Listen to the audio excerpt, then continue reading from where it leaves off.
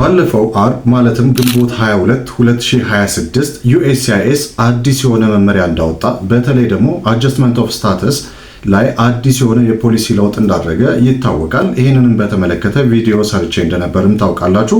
እንደዚሁም ደግሞ በዓለም በሚገኙ ታላላቅ የመገናኛ ብዙሃንም ሲወራ ነበር።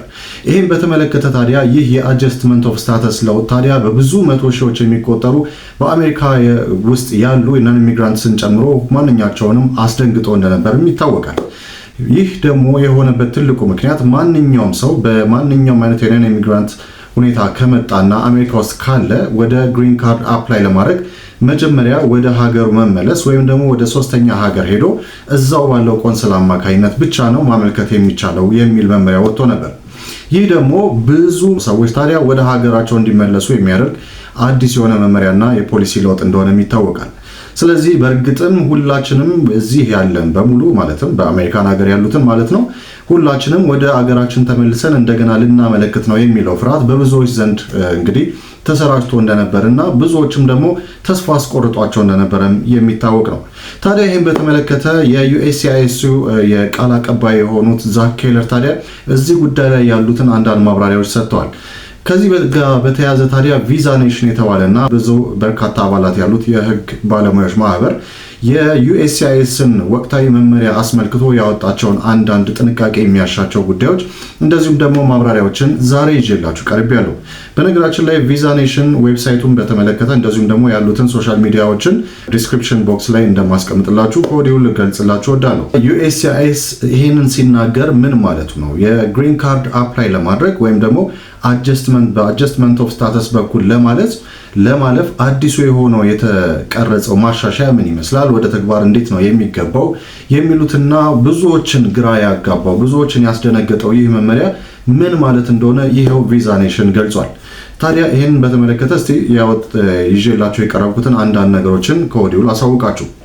በዩኤስሲአይኤስ አዲስ መመሪያ ምክንያት በደህንነት ቪዛ ማለትም አጀስትመንት ኦፍ ስታተስ ግሪን ካርድ ማመልከቻዎች ላይ ከፍተኛ ጥንቃቄ እንደሚያሻው ነው ቪዛ ኔሽን የገለጸው። ሜይ 21 2026 እንግዲህ ዩኤስሲአይኤስ ማለትም የአሜሪካ የዜግነትና የኢሚግሬሽን አገልግሎት ተቋም አዲስ መመሪያ አውጥቶ እንደነበር ይታወቃል። ይህ ደግሞ PM 602/0199 የተሰኘ መመሪያ ነው ያወጣው።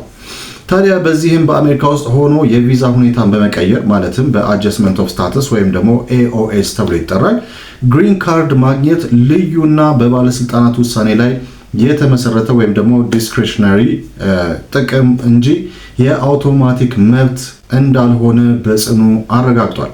ግሪን ካርድ ስጦታ እንጂ መብት አይደለም ማለት ነው። በሌላ አነጋገር ታዲያ የዩኤስሲአይኤስ ኦፊሰሮች የግሪን ካርድ ማመልከቻዎችን በሚገመግሙበት ጊዜ አመልካቹ ሁሉንም መስፈርቶች ቢያሟላ እንኳን ማጽደቁ የግዴታ መብት እንዳልሆነ በሚያሳይ አዲስ አስተሳሰብና የራሳቸውን ውሳኔ የመስጠት ስልጣን ተጠቅመው እንዲሰሩ እንደተበረታቱ ተገልጿል።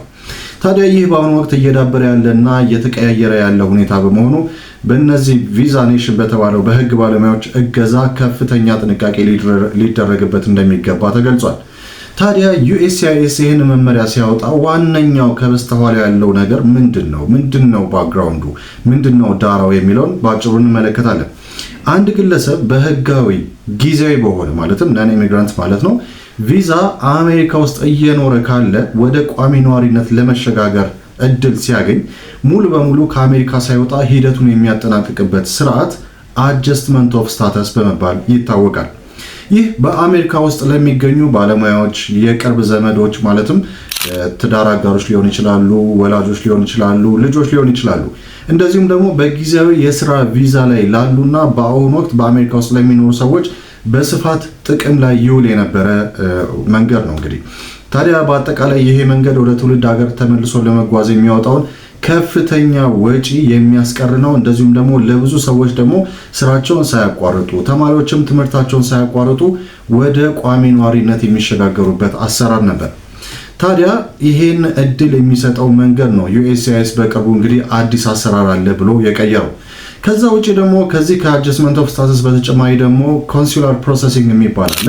ኮንሱላር ፕሮሰሲንግ ማለት ደግሞ በሌላ ሀገር ወይም በውጭ ሀገር የሚኖሩ ደግሞ ሰዎች በኤምባሲያቸው በኩል ለግሪን ካርድ ማመልከት የሚችሉበት አሰራር ነው። እንግዲህ USCIS ይሄንን ነው ይዞት የመጣው። ይሄንን አሰራር ነው በስፋት በጥቅም ላይ እንዲውል ለማድረግ ያሰበው ማለት ነው። አንዳንድ ኢሚግሬሽን ጠበቆች ታዲያ ይህ የUSCIS መመሪያ ከኢሚግሬሽንና ዜግነት አዋጅ ጋር የሚቃረን ነው የሚል አቋም አላቸው። ይሄንንም እየገለጹ ይገኛሉ። ይሄ ታዲያ USCIS ላይ የሚያመጣበት ነገር ምንድነው ካላችሁ ሌጋል ቻሌንጆች ይመጡበታል ወይም ደግሞ የተለያዩ አይነት የፍርድ ቤት ክርክሮች ሊመጡበት እንደሚችሉ ከወዲሁ የሚያሳይ እየሆነ መጥቷል። ስለዚህ እንግዲህ ያው ታዲያ ሆኖም ይሄ ባለበትም ሁኔታ ቢሆን ግን አሁን በአዲሱ የUSCIS መመሪያ ታዲያ ሰዎች ምን ይጠበቅባቸዋል? በአሜሪካ ያሉ ምን ይጠበቅባቸዋል? ምን አይነት ጥንቃቄ ማድረግስ ያስፈልጋቸዋል? የቪዛ ኔሽን ጠበቆች ታዲያ ልክ ይሄንን ገጽ ማለት ነው ይሄንን ገጽ ያዘጋጁት ታዲያ የቪዛ ኔሽን ጠበቆች እንደሚጠቁሙት ኦፊሰሮቹ ለሚሰጡት ውሳኔ ደጋፊ የሆኑ ማስረጃዎችን ለማሰባሰብ ይጥራሉ። ስለዚህ አመልካቾች ተጨማሪ ማስረጃዎችን ወይም ደግሞ ሪኩዌስት ፎር ኤቪደንስ ማለት ነው ዝርዝር የሆኑ የውሳኔ ግምገማዎችን መጠበቅ እንዳለባቸው ገልጸዋል። ታዲያ ይሄ አዲስ መመሪያ በተለይ ደግሞ ለአንዳንድ የቪዛ አይነቶች ከፍተኛ ስጋት የሚፈጥር ነው። ለምሳሌ F1 ማለትም የተማሪዎች ቪዛ ማለት ነው በፍጥነት ወደ ስራ ግሪን ካርድ ለመቀየር ሲያግዱ ይሄ ችግር እንደሚገጥማቸው ግልጽ ነው። ምክንያቱም F1 ቪዛ ዱዋል ኢንቴንት አይደለም፣ ጀስት ሲንግል ኢንቴንት ነው። ይሄ ምን ማለት እንደሆነ መጣበታለሁ።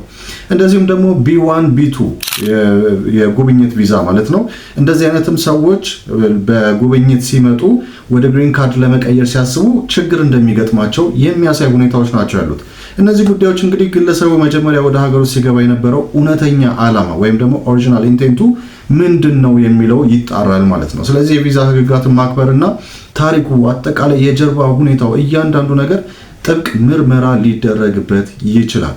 ይሄ በጣም ከባድ የሆነ ነገር ነው። ወደ ሀገር ተመልሳችሁ ለግሪን ካርድ አመልክቱ ሲባሉ ለምሳሌ የኤፍ1 ቪዛ ማለትም ተማሪዎች ምንድነው ወደ ሀገራቸው አመልክቱ ሲባሉ ምንድነው የሚፈጠረው? የቢ1 ቢ2 ቪዛ አመልካቾች እንደዚህ አይነት ሁኔታዎች ይገጥማሉ። ከፍተኛ ምርመራና ጥብቅ የሆነ ግምገማ ይደረግባቸዋል ማለት ነው።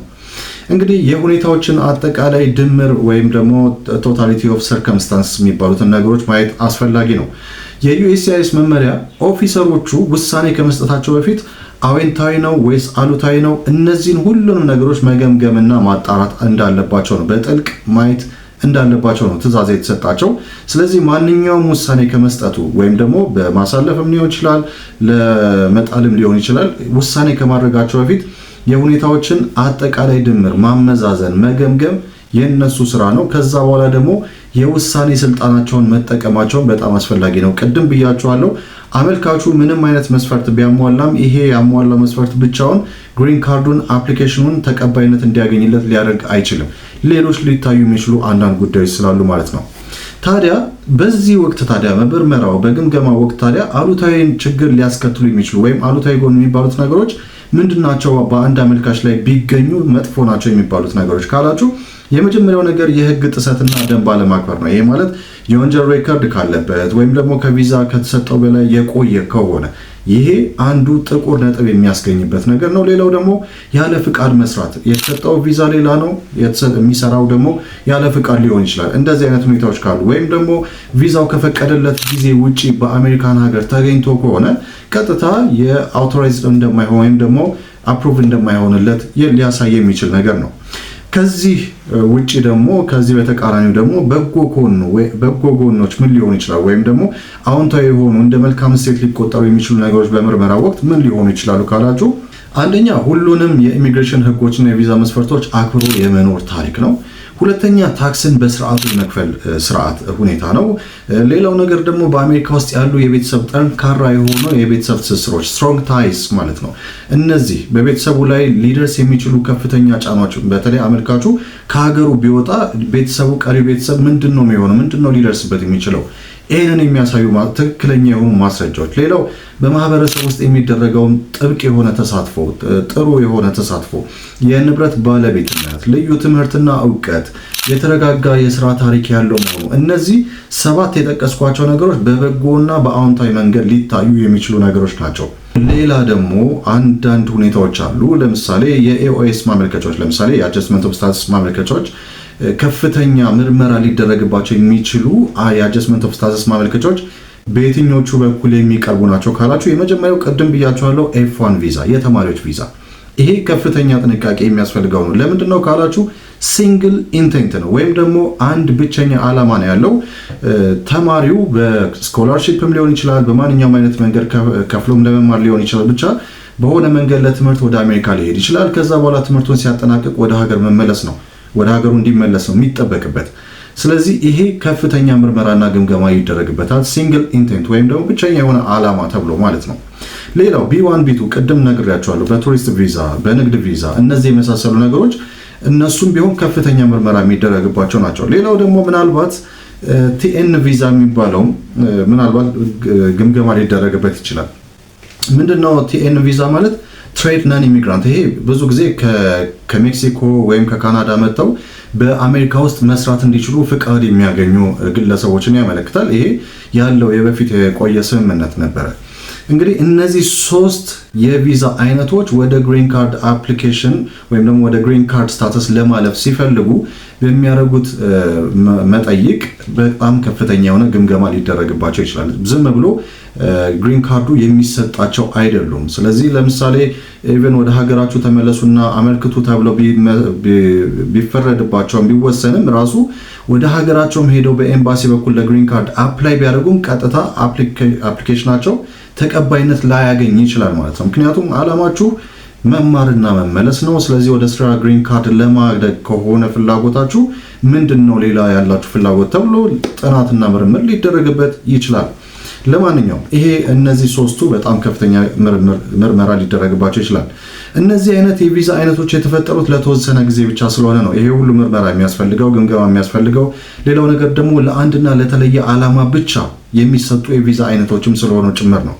ታዲያ እንደ ተማሪዎች፣ ጊዜያዊ ሰራተኞች ወይም ደግሞ በቱሪስት ቪዛ የመጡ ስደተኛ ያልሆኑ ሰዎች ወይም ደግሞ ነን ኢሚግራንትስ ማለት ነው ወደ አሜሪካ የሚመጡት ለአጭር ጊዜና ለተለየ ዓላማ ብቻ ነው። እንግዲህ ይሄንን የተናገረው ማን ነው? USCIS ነው። ስለዚህ ለዚህ ለተለየና ለአንድ ዓላማ ብቻ ነው የሚመጡት። የኛ ስርዓት የተቀረጸው ጉብኝታቸው ሲያበቃ ሀገሪቱን ለቀው እንዲወጡ ነው።